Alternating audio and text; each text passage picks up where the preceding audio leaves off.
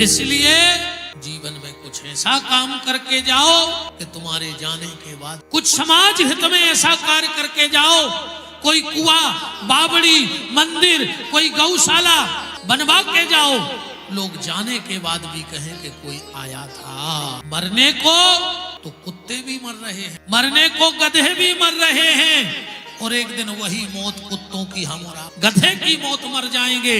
हमारी मौत में और गधे की मौत में अंतर क्या रहेगा? हमारी मौत मौत ना हो, हमारी मौत उत्सव बन जाए। और अगर उत्सव बन जाएगी, उस उत्सव का आप कमाल देख रहे हो। आज जय जय की मौत नहीं है, आज जय जय ने मौत को हरा के उत्सव बना दिया है, और जिसमें हम सब बैठे। संतों की मौत नहीं होती, उनका उत्सव हुआ करता है, और वही उत्सव आज हो रहा है जिसके हम और आप हिस्सेदार बने बैठे हैं। कोशिश करो कि हमारी मौत भी उत्सव बने, हमारी मौत जाने सी ना। वहीं आग जिसने अमृत पिया वो देव, और जिसने विष पिया वो। आज शिवरात्रि है। परीक्षित को सृष्टि विषयक प्रश्नों का उत्तर दिया गया, कैसे कैसे भगवान ने सृष्टि को बनाया। पूरी कथा एक से अनेक, अनेक से एक होने की सारी चर्चाएं सुखदेव जी ने राजा परीक्षित को कही। सृष्टि की पहली रचना में 3 प्रकार की अजाज्य प्रवृत्तियां, अंधतामिस्त्र मोह, तामिस्त्र मोह, तप्त तामिस्त्र। दूसरी रचना में सनक सनंदन सनातन सनत कुमार को बनाया, और तीसरी रचना में रुद्र माने भगवान शिव को प्रकट किया ब्रह्मा ने रुद्र के रूप में, जबकि सदा शिव ने सबको। और अगर ये बात आज कह दी जाए तो बड़ी नहीं, बहुत छोटी है। जब कुछ नहीं था तो भगवान शिव थे, और जब कुछ नहीं रहेगा भगवान शिव। आदि, अंत और अनंत भगवान शिव आदि हैं, अनंत हैं, और वही अंत भी। जब कुछ नहीं था शिव, जब कुछ नहीं रहेगा तो भगवान शिव। शिव में से अगर ई की मात्रा हटा दी जाए तो क्या बचेगा? शिव में से ई की मात्रा हटा दी जाए तो क्या बचेगा? सब बचेगा। इसी तरह अगर इंसान में से ईमान ई की मात्रा हटा दी जाए तो इंसान भी 100 बचेगा। इंसान में से ई माने ईश्वर हटा दिया जाए तो इंसान सब ही बचेगा। हमें सब नहीं, हमें शिव की यात्रा करनी है।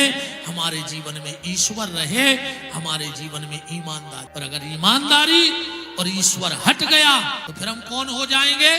सब हो जाएंगे, क्योंकि शिव में से ई हटा और शिव सब बन जाता। इसलिए कभी ईश्वर से दूर मत जाना प्यारे, ईश्वर के नजदीक रहना। भगवान शंकर की आप तस्वीर देखना, जहाँ भी भगवान शंकर समाधि की अवस्था में बैठे हैं, घर में जाके जरूर देखना। भगवान शंकर अगर समाधि की अवस्था में बैठे हैं तो गौर किया हो, न किया हो तो कर। शंकर जी की आंखें न बंद मिल है न खुली मिल। घर देख लियो जा, शंकर जी जितनी समाधि की तस्वीरें, न आंखें खुली आए न आंखें लगी आए। कारण भगवान शंकर एक संदेश देना चाहते हैं कि जब भजन करने बैठो तो ना आंख खोल के बैठना और ना आंख बंद करके बैठ। क्यों? आंख खोल के भजन करोगे तो संसार में खो जाओ। ये दुनिया आंखों के सामने। आंख खोल के भजन करोगे तो संसार में खो जाओगे, और आंख बंद करके भजन करोगे तो सो जाओ। इसलिए आधी आंख खुली है भगवान शंकर। भजन का ये तरीका शिव जी ने हमें और आपको दिया है। भजन का तरीका दिया। भगवान ना आंख खोलने वाले को मिले ना आंख बंद करने वाले को मिले। शिव जी ने आधी आंख खोली तो उनको मिले। ना आंख बंद करने वाले को मिले ना खोलने वाले को मिले। बात ऐसे समझ में नहीं आएगी, ऐसे समझ लो। एक बार देव ऋषि नारद वृंदावन पहुंच गए तो ब्रज की गलियों में घूम रहे थे, तो नारद जी को एक आवाज आई, नींद ले लो, नींद ले लो, नींद ले लो। नारद जी ने सोचा लगता है गोपियां पागल हो गई, नींद भी कोई बेचने वाली चीज है। तो नारद जी ने सोचा एक आध पागल हो गया। इतने में दूसरे घर से आवाज आई कि नींद दे दो, हमें नींद खरीदनी है। नारद जी ने सोचा पूरा गांव पागल है। दोनों गोपियों के बीच में नारद बाबा खड़े हो। दोनों गोपियों के बीच में नारद बाबा खड़े हो गए। एक गोपी से बोले कि तुम नींद क्यों बेच रही हो? गोपी का जवाब सुनना। और दूसरी से कहा तुम नींद क्यों खरीद रही हो? उसका जवाब सुनना। नारद जी ने गोपी से पूछा तुम नींद बेच रही हो? बोले हाँ। क्यों? गोपी कह रही है जिस दिन हमारे परम धन श्री कृष्ण छोड़ कर गए तो हमारे घर के दरवाजे आए थे और उस वक्त हमारी नींद लग गई, का दर्शन नहीं कर कि आए मोहना फिर गए अंगना और मैं बेरल गई सोए, नींद तुझे मैं बेच दूं जो कोई गाहक हो। अगर ऐसा कोई गाहक मिल जाए तो मैं नींद बेच दूं जिस नींद ने मुझे श्याम सुंदर से नहीं मिलने दिया। नारद जी बोले तुम्हारी बात तो समझ में आ गई और तुम नींद खरीद रही हो, तुम्हारा क्या समस्या है? वो बोली सुनो ना, जिस दिन से मैंने श्याम सुंदर को जाते देखा है आंख खुली है बंद। एक दिन हम अपने घर के बाहर लेटे थे कि पौड़ी हाथी, पौड़ी माने लेटना, पौड़ी हाथी पलका पे में ज्ञान और ध्यान प्रभु चितलाए। ज्ञान में ध्यान में तो भगवान नहीं आते। नारद रे पता नहीं लगो के लाग गई पल में पल के, पता ही नहीं पर हमारी कभी नींद लग गई। सोचा के लाग गई पल में पल के, पल लागत ही पल में प्रभु आए। भगवान हमारे सपने में आ गए। हम क्या देख रहे हैं कि भगवान हमारे दरवाजे कुंडी खटखटा रहे के लाग गई पल में पल के, पल लागत ही पल में प्रभु आए। नारद जो मैं उठी, हड़बड़ाहट में नींद खुल गई कि भगवान आ गए। कि जो मैं उठी उनसे मिलवे तो जाग परी प्रभु पास न पाए। बिल्कुल होते हाथे भी तो सपने में आते कि जो मैं उठी उनसे मिलवे तो जाग गई प्रभु पास न पाए। और सखी हमारी तुम्हारी हालत कैसी हो गई? बोले कैसी? कहते प्रभु प्रीतम सोए के खोए, मैं प्रभु प्रीतम जाग गमाए। तूने सो के खो दिया और मैंने जग के खो दिया। अरे अगर थोड़ी देर और सोती रहती, नींद होती तो कम से कम सपने में भी श्याम सुंदर का दर्शन हो जाए। इसीलिए तो कई गोपियां ब्रज की गाती हैं कि श्याम सपनों में आता क्यों नहीं, श्याम सपनों में आता क्यों नहीं, श्याम सपनों में आता क्यों नहीं, श्याम सपनों में आता क्यों नहीं, श्याम सपनों में आता क्यों नहीं, श्याम सपनों में आता क्यों नहीं, श्याम सपनों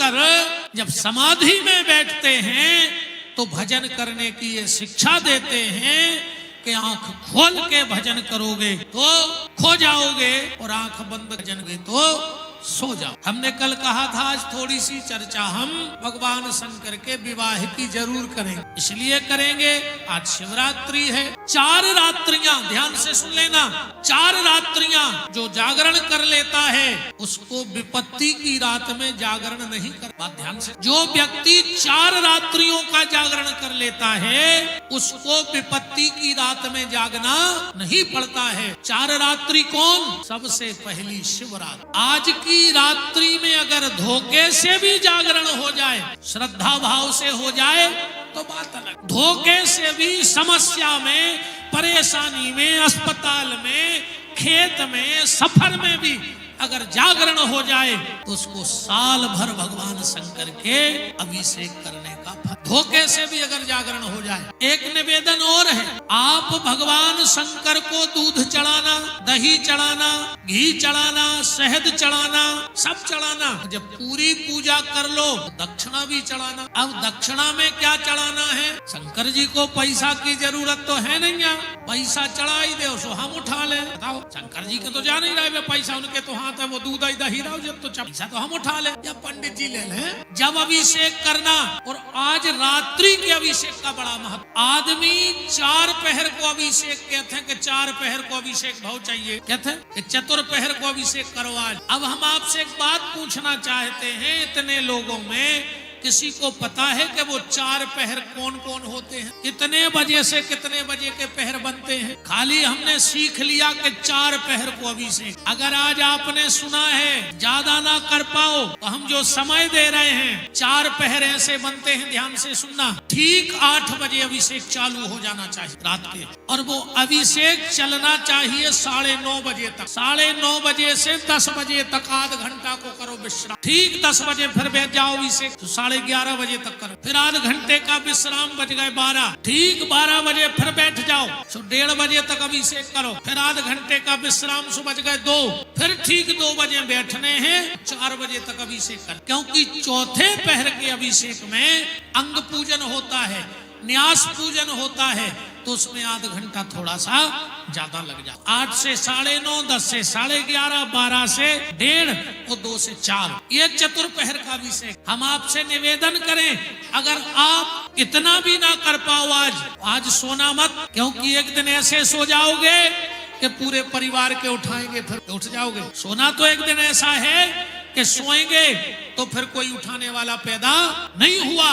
परिवार, पत्नी, पति, पुत्र, नातेदार, रिश्तेदार, परिवार बिलखता रहेगा, रोता रहेगा। और हम आप ज्यादा पूजा पाठ ना कर पाओ तो ठीक 8 बजे से 9:30 बजे के बीच तुम्हारे घर में जो भोलेनाथ रखे हो, जो मंदिर हो, तो दूध, दही, घी, शहद, शक्कर लेना। 5 चीजें। पहले जल चढ़ाना, फिर दूध चढ़ाना, फिर जल चढ़ाना, फिर दही चढ़ाना, फिर जल चढ़ाना, फिर घी चढ़ाना, फिर जल चढ़ाना, शहद चढ़ाना, फिर जल चढ़ाना और शक्कर चढ़ाना। फिर 5 को मिला के पंचामृत बना के चढ़ा देना, और 1 लोटे में दूध और जल, 1 लोटा जल चढ़ा देना और 1 बत्ती जला। तुम्हारा 1 पहर का अभिषेक। फिर 10 से 11:30 के बीच इतना कर लेना, फिर 12 से 1:30 के बीच इतना कर लेना, और फिर 2 से 4 के बीच। 4 पहर के अभिषेक का फल मिलेगा। और जिनको पता है, क्रिया पता है, हम आज बैठेंगे ठीक 8 बजे करेंगे, क्योंकि हमने तो कल भी कहा था कि हम तो 20-22 साल से रोज करते हैं, हमारा तो नियम है अभिषेक करने का। बहुत हमारे भक्तों को पता है, सोनू भैया जब हमने कथा कही जब अभिषेक कर, आज भी कर। और आज विशेष रात्रि में पूजन होगा हमारे भोले, और हमारे भोलेनाथ तो लगभग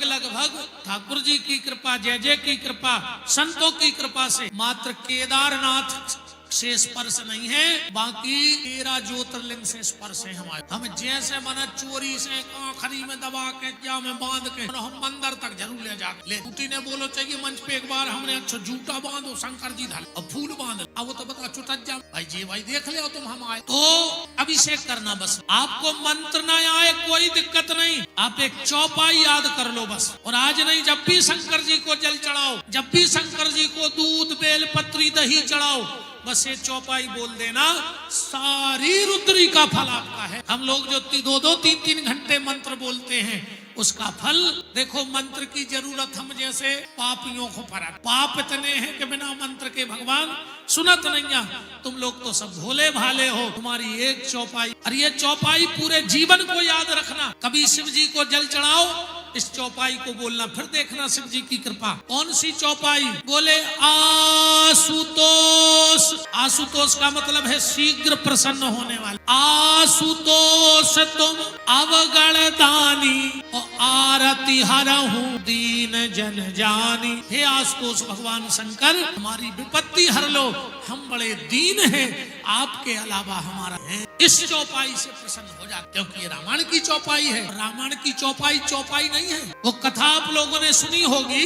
एक बार बड़ा सम्मेलन हुआ, जैसे 13 तारीख को यहाँ पूरे कलाकार आ रहे ना, जय जय के चरणों में हाजिरी लगाने, छोटे सरकार का दर्शन करने, ऐसे ही एक बार बड़े बड़े संतों का सम्मेलन हुआ और उसमें चर्चा उठी कि इस वक्त दुनिया का सबसे बड़ा कवि कौन है। इस दुनिया का सबसे बड़ा कवि कौन है? तो सूरदास जी उठ के खड़े हो गए, बोले मैं दुनिया का सबसे बड़ा कवि हूँ। वहीं तुलसीदास जी बैठे थे। लोगों ने कही, कहा सूर तुम्हें इतना घमंड कि तुलसीदास जी जैसे ज्ञानी ध्यानी बैठे और तुम कह रहे हम दुनिया के सबसे बड़े कवि हैं। तो तुलसीदास जी का है। तो सूरदास जी का जवाब सुनना प्यारे। सूरदास जी बोले तुम्हारे पागल हो गए का? दुनिया में कौन कहता है कि तुलसीदास जी कवि हैं और वे कविता करत? बोले फिर? बोले तुलसीदास जी कवि नहीं हैं और ना वो कविता लिखते हैं, ना राम कथा कविता है। तुलसीदास जी तो महामंत्र लिखते हैं। रामायण की हर एक चौपाई महामंत्र है, वो कोई कविता नहीं है। महामंत्र यही जपत महेशु। तो आप तो जब भी, आज तो पूजा करना ही, पर जब भी शिव जी को जल चढ़ाओ, बस इस चौपाई को गुनगुनाते रहना कि आशुतोष तुम अवगण दानी और आरती हरहूं दीन जन जानी। तो शंकर जी को दूध चढ़ाना, दही चढ़ाना, घी चढ़ाना, शहद चढ़ाना, आखिरी में दक्षिणा जरूर चढ़ाना। और दक्षिणा में क्या चढ़ाना है भोलेनाथ को? पैसा नहीं, सोना चांदी नहीं। जब पूरी पूजा कर लो, हाथ जोड़ के शिव जी के सामने बैठ जाना और कहना भोलेनाथ ये सब तो वो था जो तुमने बनाया। दूध तुमने बनाओ, पानी तुमने बनाओ, दही तुमने बनाओ, बेलपत्री तुमने बनाई, अकबगा धतूरे तुमने बनाए। फिर काय को घमंड कर रहा है कि हम शंकर जी को चढ़ावेंगे जो हमने बनाया नहीं। जैसे आजकल आदमी कहते कई सब्जी बना ले। तुम सब्जी बना सकत? बताओ, बना सकत को हाथ उठाओ मार। तुम सब्जी नहीं बना सकत, सब्जी तो भगवान ने बनाई है। अब तुम में दम हो तो भट्टा बना के बताओ। अब भट्टा है नहीं है, बनाओ। सब्जी भगवान ने बनाई है, तुमने मिर्च मसाला डाल के स्वाद बना दिया है थोड़ा सा बस। तो वस्तु किसने बनाई? भगवान। तो भगवान से कहना भोलेनाथ ये तो सब तुम्हारा बनाया था, बस एक चीज हमने बनाई है और आज वो दक्षिणा में हम आपको चढ़ा रहे हैं। क्या है? अपना क्या चढ़ाना है? अपना अहंकार, अपना घमंड, अपना स्वार्थ, अपना लोभ भगवान शंकर के चरणों में चढ़ा देना कि लो प्रभु ये आपके चरणों में। दक्षिणा में अपने आप को भगवान शंकर को समर्पित कर देना, अपने आप को समर्पित कर। हाँ, और एक बात लो, तुम्हें नारियल ना मिले, तुम्हें दूध ना मिले, दही ना मिले, घी ना मिले, शहद ना मिले, शक्कर ना मिले, पानी भी ना मिले तो कोई जरूरी नहीं। भगवान शंकर के मंदिर में बैठकर मात्र 2 प्रेम के आंसू निकालकर भगवान शंकर की पिंडी पे चढ़ा देना, तुम्हारा महाअभिषेक हो जाएगा। क्योंकि जब आंखों से पानी परमात्मा के चरणों में जाता है तो उससे पवित्र किसी तीर्थ का जल नहीं होता है। सबसे पवित्र जल क्या है? सबसे पवित्र जल कौन सा है? किसी तीर्थ का नहीं है। पर जब भाव में भक्त बह करके अपनी आंखों से जल की धारा लगा करके और भगवान भोलेनाथ का अभिषेक करता है तो सारे तीर्थ भी वहां आके उसको प्रणाम करने लगते हैं। बोलो काशी विश्वनाथ की सत श्रेष्ठी तांडव रचयिता सत